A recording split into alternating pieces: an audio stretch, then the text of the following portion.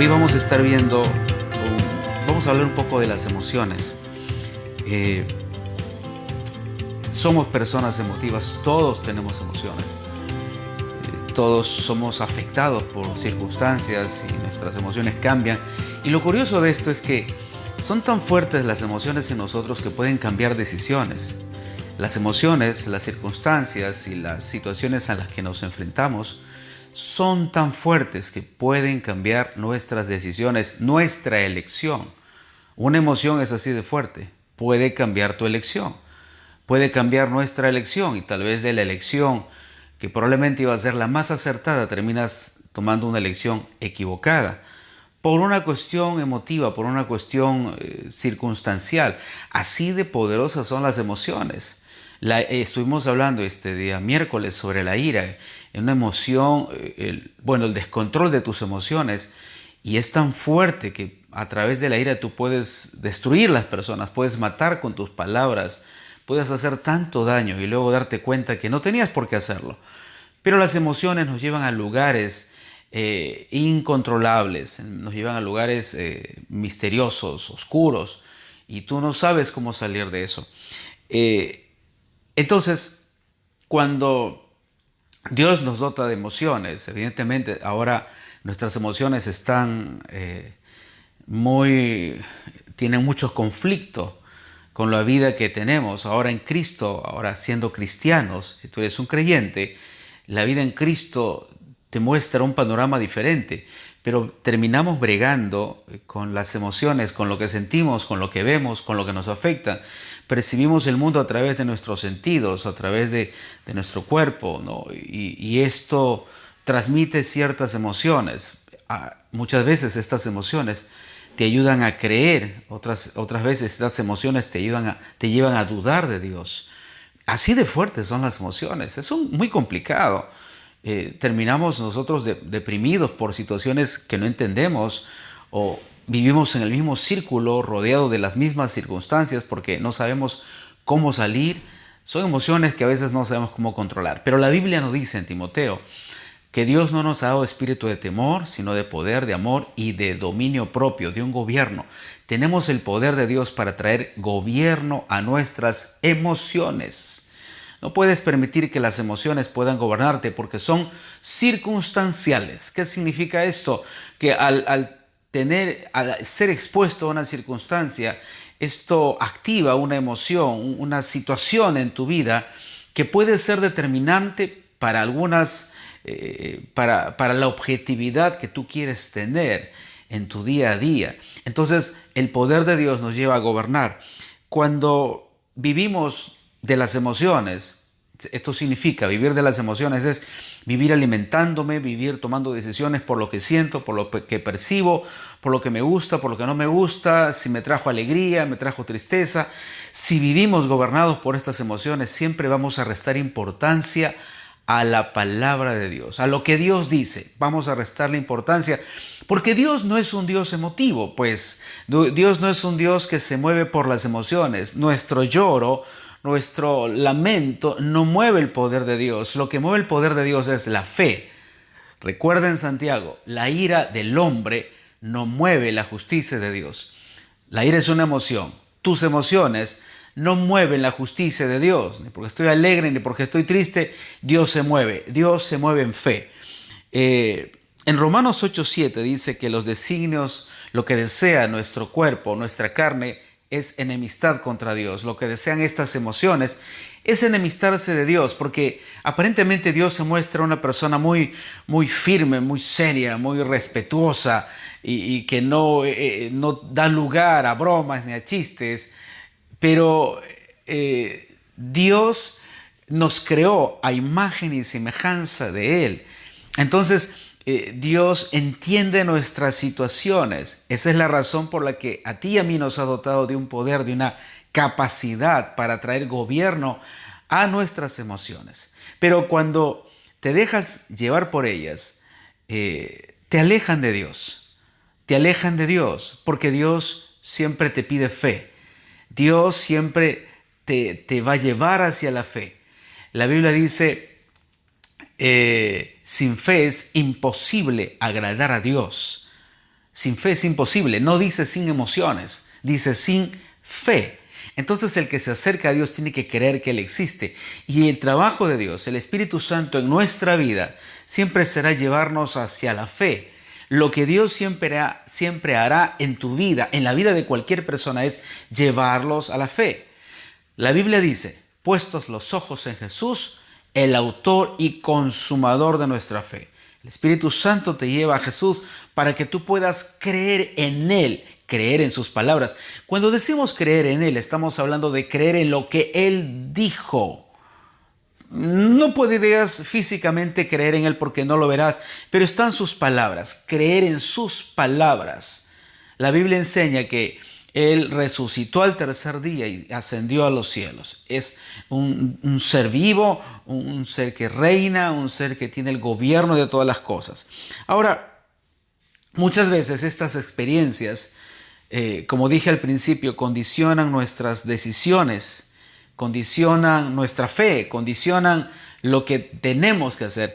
Quiero llevarte un pasaje en Juan capítulo 20, del 24 al 25. Dice, pero Tomás, uno de los 12, llamado Dídimo, no estaba con ellos cuando Jesús vino. Los discípulos estaban reunidos y Jesús apareció entre ellos. Pero Tomás no estaba allí. Le dijeron, el versículo 25, le dijeron pues los otros discípulos, al Señor hemos visto. Él les dijo, si no viere con mis manos la señal de los clavos, y metiere mi dedo en el lugar de los clavos, y metiere mi mano en su costado, no creeré. La necesidad de una experiencia para creer. Hemos condicionado nuestra fe a una experiencia, no a una elección y a una decisión. Esto es muy emotivo. Circunscribir tu fe a una experiencia no es fe, es una emoción. Este hombre, Tomás, buscaba la experiencia del tacto, la experiencia de lo que se siente, mirar para creer, observar, tener esa sensación de tristeza, de dolor por las perforaciones en la mano, la perforación en el costado. Él quería estar en esa circunstancia, ¿no? Tener esa situación para que en él nazca la fe. Pero eso no era fe, era una situación emotiva que probablemente se desvanecería con el tiempo. Pero él estaba condicionando su fe a esto. Y él dice, no voy a creer si no tengo esta experiencia. Un hombre gobernado por emotividad, por emociones, siempre buscará las experiencias para establecer un norte, para establecer un futuro. Pero no necesitas las experiencias para ello. No se necesita ese tipo de experiencias para creer en Dios. Tú no necesitas creer en Dios para tener una experiencia para decir yo creo en Dios. Es tu elección. Las experiencias pueden ser buenas, pueden ser gratas o no gratas, o pueden condicionarte de otra manera, pero es fe. Por eso Jesús tuvo que decirle bienaventurados los que creyeron sin ver. Bienaventurados los que eligieron creer sin ver, sin esa necesidad de la experiencia. El día de hoy, todos, sin excepción, estamos sumidos a diferentes experiencias. La publicidad, el marketing nos ha metido, estamos inmersos en una serie de encuestas y de aprobación y desaprobación y siempre solicitan nuestro agrado por la experiencia que tuvimos al desarrollar esa interacción con ellos. ¿Cuál fue tu experiencia en tal lugar? ¿Cuál fue tu experiencia comprando? ¿Cuál fue tu experiencia diciendo tal cosa? Buscan siempre sublimar nuestras emociones y nuestros sentidos para acceder a una aprobación de ellos. Entonces, si no me sentí bien, te desapruebo. Pero esto no es fe, pues. En Cristo no podemos vivir de esa manera. Tú no puedes vivir de esa manera. Si mis padres me tratan bien y me siento bien, los amo. Pero si me tratan mal, los voy a odiar. Si me siento bien estando en la casa, entonces me quedo. Pero si me siento mal, me voy porque no quiero vivir ese tipo de experiencias. Y esta es la situación en la que estamos viviendo. Hace poco estaba escuchando algunas de las clases que tiene mi hijo en la universidad y se está condicionando aún en las traducciones, en la forma de hablar, quitar ciertos términos que podrían ser ofensivos a las personas. Años atrás, muchos años atrás, Esas palabras eran parte de nuestro dialecto y no eran palabras ofensivas. El día de hoy se utilizan para agredir, para lastimar a otros, pero eran parte del diario vivir, de la comunicación normal. Pero hoy día se busca evitar para no lastimar susceptibilidades. Esta es la generación de cristal, como alguien decía. Todo nos duele, nos tocas, nos quebramos, me dices algo, me lastimas y me caigo al suelo. No hay una fortaleza de identidad. Tenemos una escasez impresionante de identidad porque nos hemos vuelto muy emotivos. Pero este es un mal consejero, es un mal guía. Nos impide ver lo que Dios quiere hacer y nos lleva a tener solo experiencias para dar una aprobación de quién es Dios o quién no es Dios. Nunca vamos a competir con el sistema del mundo. Si queremos dar una experiencia agradable, de repente desarrollando alguna situación, las personas que no conocen a Cristo pueden darte una mejor experiencia. Se trata de fe, se trata de encontrarte con Jesús. Cuando hablamos de Jesús a las personas, le mencionamos, le decimos, este es Jesús. Él quiere esto para tu vida. Y es que crean en esas promesas, que crean en esas palabras. Y al creer, ellos tienen este encuentro personal con Jesucristo en su espíritu. Pero primero es la fe. Hoy primero es la experiencia. Entonces hablamos de esto. Y estas experiencias nos llevan a vivir emociones muy gratas. Y a veces vivimos ocupados en mantener vivos una emoción. No puedes vivir ocupándote de mantener vivo una emoción, porque eso es una emoción. No puedes pasar toda tu vida tratando de alimentar y sostener la emoción que tuviste en una oportunidad. Esa es la razón por la que muchas personas dicen el amor acaba. ¿Por qué? Porque era una emoción maravillosa, sublime, que se dio en ese encuentro. ¿Hoy día lo tienen? No, no lo tienen.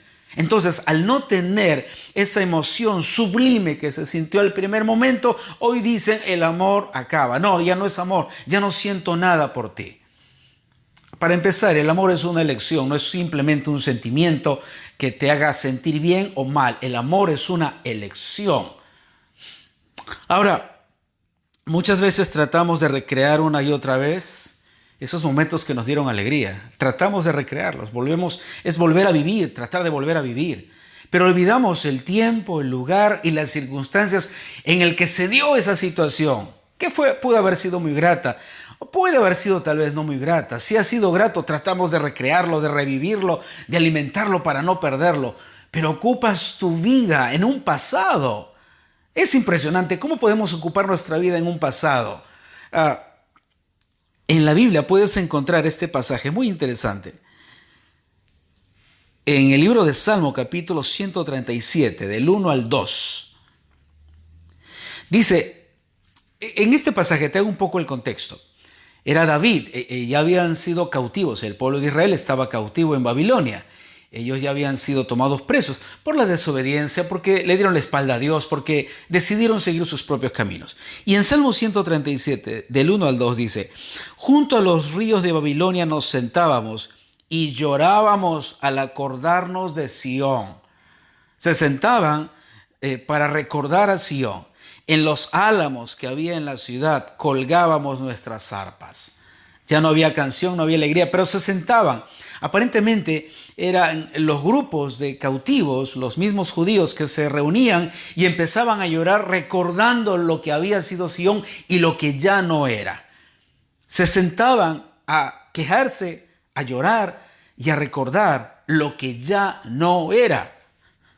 ¿Puedes imaginarte la depresión en la que muchas personas pueden encontrarse al tratar de revivir situaciones que ya no son el día de hoy, pero buscan regresar al pasado?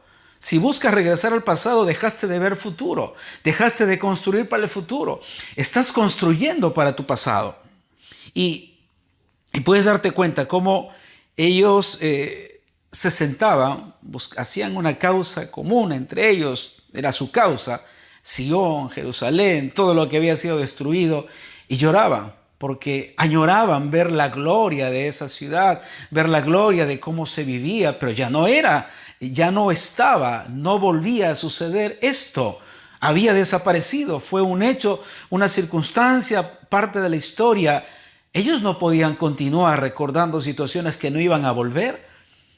¿Cuántas veces tratamos de recrear y hacer volver los tiempos pasados porque nos agradaban, porque nos sentíamos bien? Es como recordar, ¿verdad? El pan que tal vez cocinaba tu mami o las viandas, el almuerzo. Ay, cómo recuerdo a mi mami. Sí, es un grato recuerdo, pero no por ello tenemos que construir y sentarnos y volver al pasado para volver a hacer el dolor que tal vez sentimos o la alegría que tal vez sentimos.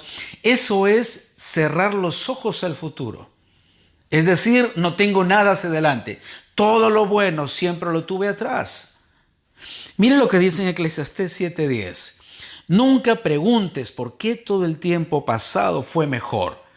No es de sabios hacer tales preguntas. No es de sabios hacer tales preguntas. ¿Por qué el tiempo pasado fue mejor? ¿Cómo añoro esos tiempos? ¿Cómo quisiera regresar? Esto solo muestra que tu vida se quedó en el pasado, en el ayer. Si tu vida se quedó en el ayer, no existes en el presente y menos en el futuro. No vas a construir nada hacia el futuro, porque toda tu construcción y toda tu vida quedó en el ayer. Quiero centrarme para no pasar mucho tiempo en hablar de estas situaciones emotivas y de dolor y los trasfondos, ¿verdad? Podemos alegrarnos con lo que recordamos, podemos entristecernos con lo que recordamos, pero lo uno y lo otro siempre son parte del pasado, siempre son situaciones que no volverán a vivir, no se volverá de repente a recrear o no volveremos a tenerlo, pero existe un presente y existe un futuro. Un presente es un regalo, es una dádiva de Dios que tienes el día de hoy para ver el futuro, para construir un futuro. Probablemente ayer fue ayer y hoy es hoy. Hoy puedes empezar lo que será el día de mañana. Quiero que veas lo que la Biblia nos responde, lo que el apóstol Pablo responde frente a estas situaciones, que pueden ser muy buenas, de repente muy loables y puedes creer que son correctas. Pero vamos a ver lo que dice un hombre de Dios, una persona entregada al evangelio y alguien a quien Dios había sanado. Recuerda, este hombre había perseguido a los cristianos, los había metido en la cárcel, los había matado. Este hombre, Pablo, antes se llamaba Saulo de Tarso y era perseguidor de la iglesia, pero Dios lo había sanado, Dios lo había transformado.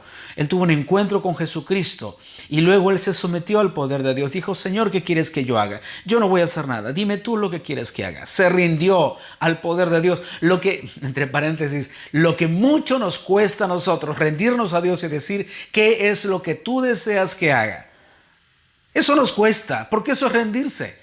Eso es decir, yo voy a hacer lo que tú me digas. Eso es decir, yo no voy a construir lo que yo quiero. Construiré lo que tú me dices que debo de construir. Bueno, Pablo lo hizo. Vamos a ver lo que dijo el apóstol Pablo en Filipenses capítulo 3, del 13 al 14. Él dice de esta manera, pero una cosa hago, olvidando ciertamente lo que queda atrás y extendiéndome hacia lo que está delante, prosigo a la meta, al premio del supremo llamamiento de Dios en Cristo Jesús. Te lo voy a volver a leer. Esto es lo que hace el apóstol Pablo y este es el consejo para tu vida y para mi vida. Pero una cosa hago, olvidando ciertamente lo que queda atrás y extendiéndome a lo que está delante, prosigo a la meta, al premio del supremo llamamiento de Dios en Cristo Jesús. Esto hacía el apóstol Pablo. Ya no estaba, no había detenido su vida para considerar el ayer, de repente para regresar, para lamentarse. Y quiero quedarme contigo en estas tres palabras. Hay tres palabras muy importantes en esta lectura. En los versos 13 y 14 hay tres palabras que yo quiero que puedas remarcar ahí. Lo primero que él dice es, una cosa hago. Empieza con lo primero. Olvidando lo que queda atrás. Esa palabra olvidar tiene tres implicancias. Te vas a sorprender. Cuando Pablo dice olvidando ciertamente lo que queda atrás, él estaba dando tres implicancias de esa palabra. Esa palabra olvidar significaba quitarlo del enfoque de mi mente. Cuando él decía olvidando lo que queda atrás, es voy a quitar ese enfoque que tengo en mi mente de lo que pasó, lo voy a quitar. No me enfocaré en lo que ha pasado. No puedo enfocarme en lo que sucedió atrás. No puedo enfocarme en lo que queda atrás porque no sigo adelante. Voy a empezar a retroceder. La primera implicancia de la palabra olvidar es quitarlo del enfoque de tu mente. Sácalo del enfoque de tu mente. Que no lo tengas constantemente. Que no sea tu enfoque. Que tus ojos no estén puestos solamente en esa situación. La Biblia dice, puestos los ojos en Jesús, el autor y consumador de nuestra fe. La siguiente palabra, la siguiente implicancia de ese término, olvidando, o si no, olvidar, es no considerar lo necesario para caminar con Él. Pablo decía, no considero necesario este recuerdo, estos pensamientos, estas situaciones que sucedieron. Para mí no es necesario para seguir caminando. No los necesito. No son mi bastón. No es mi apoyadura donde yo voy a sostenerme para seguir caminando. Él decía, no considero que sea necesario para caminar con Él. A veces vivir siempre recordando el pasado puede ser una enorme piedra en tu espalda que no te permite caminar hacia adelante. Porque lo tienes ahí, es la mochila que cargas, es el peso extra que llevas y te agotas y crees que debes de llevarlo. Recuerda, el perdón es una de las armas que Dios nos ha dado, no para beneficiar al que te hizo daño, sino para que tú seas libre del que te hizo daño. A veces creemos que no perdonar a alguien es castigar a esa persona, castigarlo con mi recuerdo lo que me has hecho. Ese es tu castigo. Pero esta persona probablemente ya olvidó lo que te hizo. El recuerdo que tú mantienes no es castigo para la persona que te lastimó. El recuerdo que mantienes tú es un tormento día tras día en tu propia vida. Es tu tormento. Decidiste tener un tormento diario. Pablo decía, no considero que sea necesario caminar con Él. Yo considero no es necesario. No voy a caminar con Él. La tercera implicancia de la palabra olvidar es dejar de construir el pasado. Cuando Pablo decía olvidando lo que queda atrás, él estaba diciendo, dejaré de construir mi pasado. No puedo construir mi pasado. Debo de construir mi presente y mi futuro. No voy a construir ni reconstruir mi pasado. La Biblia enseña que Dios es Dios de pasado, presente y futuro. Dios, es el mismo ayer, hoy y por los siglos. Es mi Dios, de mi pasado, de mi presente y de mi futuro. Lo que Dios hace es perdonar mi pasado, darme fuerzas en mi presente y mostrarme el futuro. Hay situaciones de las cuales yo me tengo que desligar porque no me está ayudando a caminar hacia adelante. Esto es lo que decía, dejar de construir el pasado. ¿Cuántos seguimos construyendo y reconstruyendo el pasado? Lo que Dios hace es sanarlo. Pero para sanarlo necesitas entenderlo. ¿Qué sucedió en tu vida? Por eso es que la Biblia dice, te doy este pasaje. Si vas a venir al altar y traer tu ofrenda y recuerdas que tu hermano tiene algo contra ti, no des la ofrenda, deja allí y regresa. Pero no regreses para recordar, regresa con tu hermano y pide perdón, sana la situación. Dios nos lleva siempre a sanar situaciones del pasado con su palabra, con el perdón, con su presencia, con el amor. Hay sanidad en el pasado. En Dios sanamos esas situaciones. Tiene que ser una situación cerrada, un tema que no se puede volver a abrir. Dios ya lo sanó. Por eso es que la Biblia dice, yo voy a tomar tus pecados y los echaré al fondo del mar. Los voy a borrar. No recordaré más de ello. No voy a recordar. Si Dios mismo, siendo tan poderoso, desea sanar ese pasado y cerrarlo completamente para que continúe hacia adelante, ¿por qué nos empecinamos en seguir reconstruyendo, construyendo, reviviendo las cosas que no son útiles para que sigas caminando hacia adelante. Quiero darte la segunda palabra. La primera es olvidando ciertamente lo que queda atrás. Luego él dice, y extendiéndome a lo que está delante. Esa palabra extender significa alcanzarlo. Alcanzarlo. Extender, esa palabra tiene una implicancia como si fuera un elástico. Estirarte como un elástico para alcanzarlo. Eso es lo que decía el apóstol Pablo, extendiéndome a lo que está adelante. Cuando tú te extiendes hacia lo que está adelante, tú quieres tocar el futuro, quieres alcanzar el futuro. Tu presente no la puedes alcanzar porque es tu presente. Pero Pablo decía, estirándome como un elástico hacia adelante, quiero alcanzarlo. Luego él decía, cuando él dice extendiéndome hacia lo que está delante, es que él tenía un motivo, había una razón y una causa para extenderse hacia adelante. Si tú consideras que lo que sucedió en el pasado es más importante que tu futuro, por mucho que escuches la palabra de Dios, por muchos consejos que tú recibas, siempre regresarás a tu pasado. Porque consideras que es relevante, consideras que es importante, consideras que debes de mantenerte allí por alguna razón. Pero Pablo estaba diciendo, si me voy a extender, yo tengo un motivo, tengo una causa para extenderme hacia adelante. Él tenía su motivo. Esto es importante para nosotros. Jamás nos extenderemos, jamás iremos hacia adelante con ese ímpetu y esa fuerza sin una causa, sin un motivo. ¿Cuál sería tu causa? ¿Cuál sería tu motivo para seguir extendiéndote? Él decía eso, tener una causa, tengo un motivo para ir hacia adelante. Bueno, te doy una vez más la cita. Puestos los ojos en Jesús, el autor y consumador de nuestra fe, alcanzar a Jesús. Y esta era la meta de Pablo, era el deseo más profundo que él tenía, conocerlo a él, alcanzarlo a él. Él tomaba las cosas, él dijo también en el libro de Filipenses, todas las cosas que para mí eran importantes y eran ganancia, eran útiles, las he considerado como algo perdido, como algo sin valor, a fin de alcanzar a Cristo.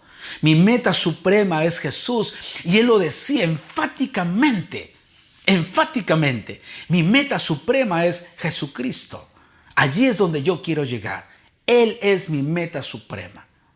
Allí quiero alcanzar, me voy a extender lo más rápido que pueda.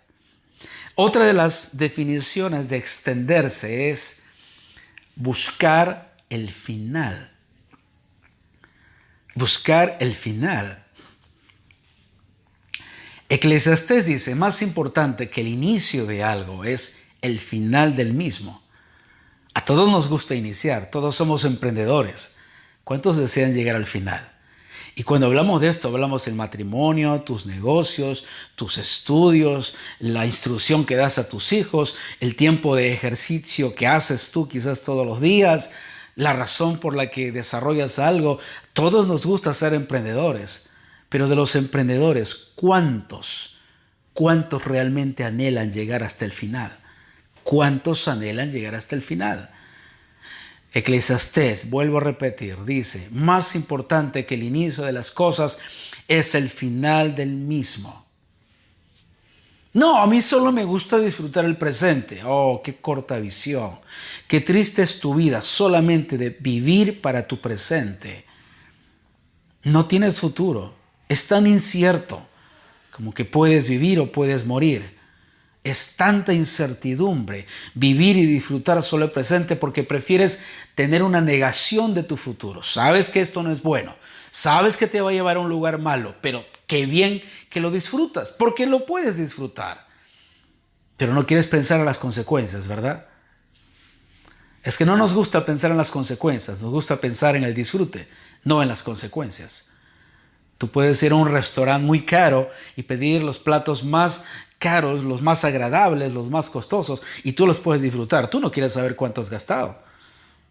No, que alguien más pague la cuenta. Yo he disfrutado el momento, pero de ahí pensar en pagarlo, prefiero no pensar. ¿Cuánto me costaría todo el consumo? Es que no podemos vivir así, pues. No podemos vivir solamente del presente, necesitas extenderte. Y él decía, extenderse también significa buscar el final. Quiero llegar al final. No quiero quedarme en mi presente. Quiero seguir caminando. No soy una hierba silvestre que solamente está puesta en la tierra para ser verde. Tengo una mayor capacidad. Tú y yo tenemos una mayor capacidad. Dios nos ha dotado de habilidades, de capacidades, de una fuerza que nadie más tiene. Somos individuos para el Señor. Somos personas individuales para Él. Y esa capacidad, esa forma de maximizar nuestra vida solamente la encuentras en Dios. Solo en Dios. Y te doy la última palabra. Él dice, prosigo a la meta, al premio del supremo llamamiento de Dios. Estas 3 palabras son claves para tu vida.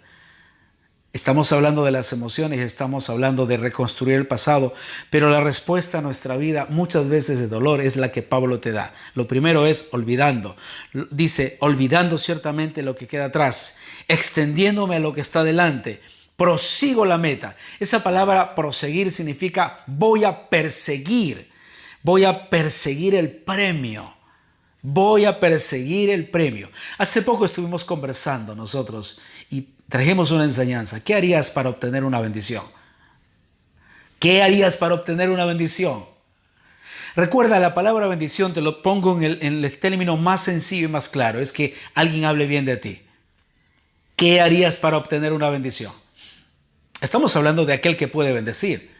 No todos tienen ese poder. Aquel que puede hablar bien de ti y tú sabes que tiene el poder para que su declaración pueda ocurrir en tu vida. Estamos hablando de Dios, estamos hablando de tus padres, hablando de aquellos que pueden traer esa influencia sobre ti. ¿Qué harías por una palabra de bendición? ¿Buscas la bendición? ¿Realmente persigues la bendición? ¿La persigues? ¿Cuándo enseñaste a tus hijos a perseguir la bendición? ¿Cuándo se las enseñaste? A veces creemos que la bendición está allí y bueno, tiene que llegarte porque sí. Pero Pablo decía que él estaba persiguiendo el premio. Yo quiero mi premio.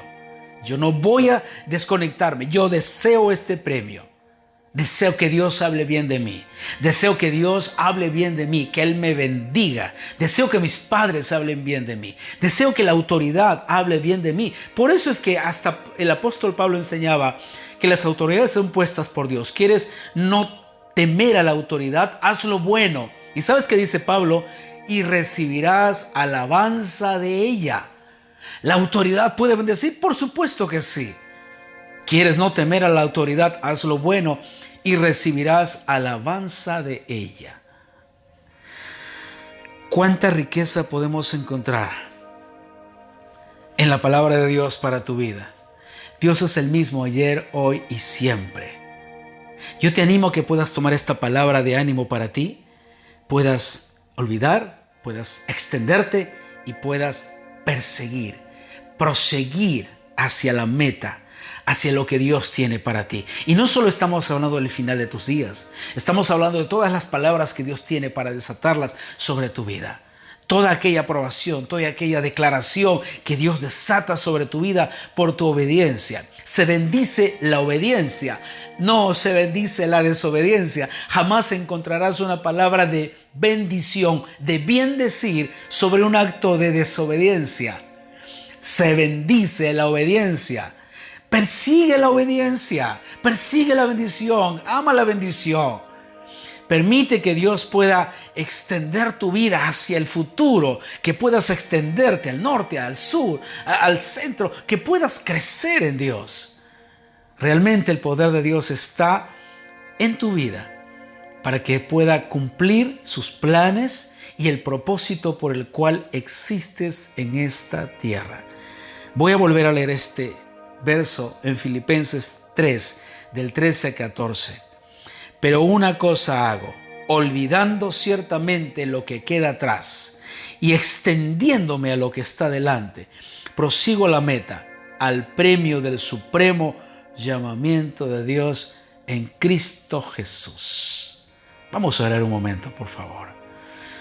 Señor, te damos las gracias por tu palabra. Te damos las gracias por tu ánimo. Te damos las gracias porque eres un Dios, Señor, de avanzada. Un Dios que nos lleva a conquistar, que nos lleva a caminar, Señor, adelante. Eres un Dios maravilloso. Yo oro en este tiempo por cada persona conectada, Señor, que de alguna manera tal vez estuvo construyendo, reconstruyendo, Señor, el pasado, el ayer. Tal vez muchos de ellos están cargando con situaciones en su vida, creyendo que es la forma correcta de caminar, creyendo, Señor, que es la forma correcta de no olvidar para saber quiénes son, pero muchas veces pierden la identidad. Señor, yo oro para que en este tiempo, en el nombre de Jesús, ellos puedan ser libres de estas cargas que los agobian, que les traen dolor, que, Señor, que les traen recuerdos, que destruyen su presente y no les permiten alcanzar su futuro. Yo te pido, Espíritu Santo, que en este tiempo puedas sanar corazones, puedas traer libertad en sus mentes, puedas romper esas cadenas que pueden estar atando a cada uno de ellos, Señor, que sean libres para extenderse hacia lo que tú tienes. Tú eres nuestro motivo, tú eres nuestra razón para seguir caminando y extendiéndonos hacia lo que has preparado al final de nuestras vidas y lo que has preparado mientras llegamos allí. Oro por cada persona si tiene alguna enfermedad, Señor, y consideran que deben de cargar toda su vida con esa enfermedad. Sánalos en el nombre de Jesús. Que ellos puedan recibir sanidad en sus cuerpos, que sean libres en el nombre de Jesús y que sepan, Señor, que tú les diste la sanidad. Que ellos puedan decidir servirte, Señor. Te damos las gracias por este tiempo. En el nombre de Jesús. Amén.